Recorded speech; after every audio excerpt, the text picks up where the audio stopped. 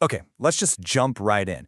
After digging through tons of make money online methods, some completely overhyped, others surprisingly effective, a really clear pattern started to show up for what's actually working right now, in 2026. So forget all that get-rich-quick noise. In this explainer, we're going to break down the playbook that came from all that research to show you what truly makes a difference. And wow, does this hit home, right? This quote just perfectly nails that feeling.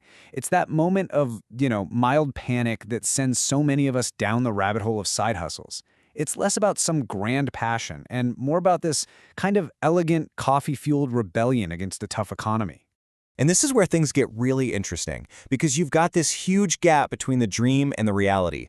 The dream we're all sold as this digital gold rush, chasing the latest trend to get passive income and freedom. But the reality, for most people, it's become a badge of survival. The folks who are actually winning aren't chasing hype. They're solving specific and honestly kind of boring problems that people will happily pay to make disappear. So you're probably thinking, okay, where do I even start? The online worlds can feel like a total jungle. So to make sense of it all, we can pretty much break every single opportunity down into three main paths. Think of this as your map of the territory. First up, we've got selling products. This is the most traditional route, just, updated for the internet age. It's all about making something or finding something, whether it's a physical thing or just a digital file, and selling it. And look at the variety here. It's wild. On the physical side, you've got everything from flipping vintage Nikes to making your own fancy candles to drop shipping super niche stuff like cat hammocks. And yes, that's a real example. Then on the digital side, it's all about selling your knowledge or tools. Think ebooks, courses, or even really specific AI prompts that save other people a ton of time. All right, let's talk about path number 2, selling services. So if selling products is about what you can make, selling services is all about what you can do. This is seriously the most direct way to make money online, because you're just cashing in on the skills you already have. And the possibilities here are just huge. It could be something hands-on like pet sitting or something 100% remote like being a virtual assistant. And a massive area that's blowing up right now, offering AI automation services for small businesses that are intrigued by the tech but have no idea how to actually use it. Now for the third path. This one's a little different. It's all about selling an audience. Here, the product you're selling is actually attention. You build a community around your content, and then you find ways to monetize that attention. So let's be super clear here. We're not talking about being an influencer in that old school sense of the word. That's kind of over. This is about being a creator. Brands will literally pay you to make content that feels real, which they call UGC. Or you can build a super niche YouTube channel or a community on a site like Patreon where your biggest fans can support you directly. Okay, so we've got our three main paths, but it's not that simple, right?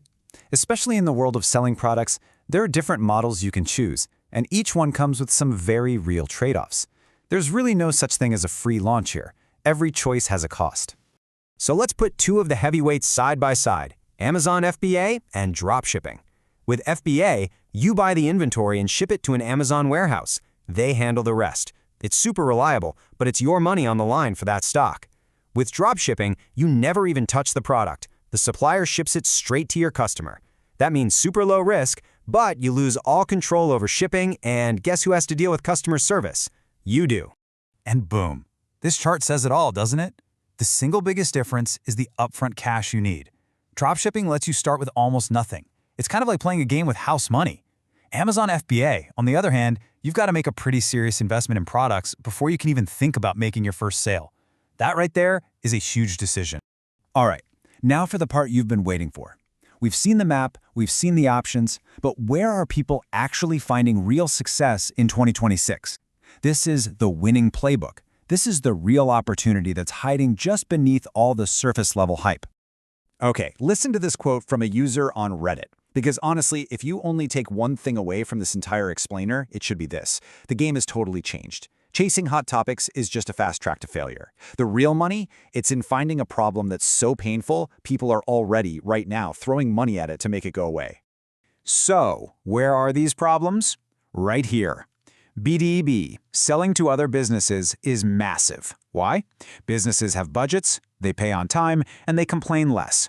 These so-called unsexy niches are absolute gold mines. Think cleaning services, compliance software for very specific industries, stuff like that.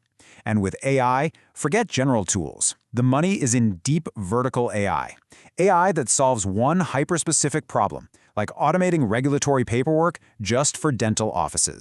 So this all boils down to a super simple 3-step process. Step 1.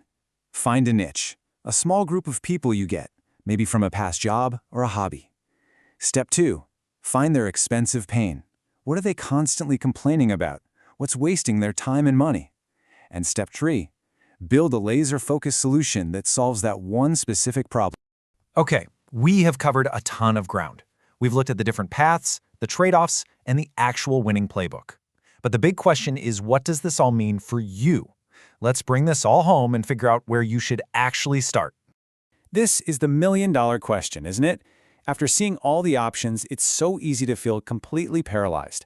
The temptation is to try and chase every shiny object, but the truth is you only get to board one flight at a time. So which one is it? The first thing to figure out isn't what's the hottest idea. No, it's what's my runway. And this concept of runway is absolutely crucial. It's the mix of how much cash you have, how much time you can actually commit, and frankly, how much emotional energy you have before you need this thing to start paying you back. You have to be brutally honest with yourself here. A short runway means you need something that makes cash quick, like a simple service. Next up, it's time to check your baggage. And trust me, in this context, baggage is a very, very good thing. It's everything you're already carrying with you. Your skills from your day job, your experience, your insider knowledge of some random industry.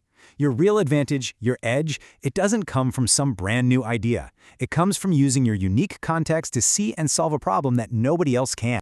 And that brings us to the final and maybe the most important question you can ask yourself. Forget building a massive empire. Forget changing the world. For right now, what is the absolute smallest problem you can solve for someone using the baggage you already have that they would pay you for next week? Start right there. Because the big secret to making money online in 2026, there is no secret. It's just about being useful.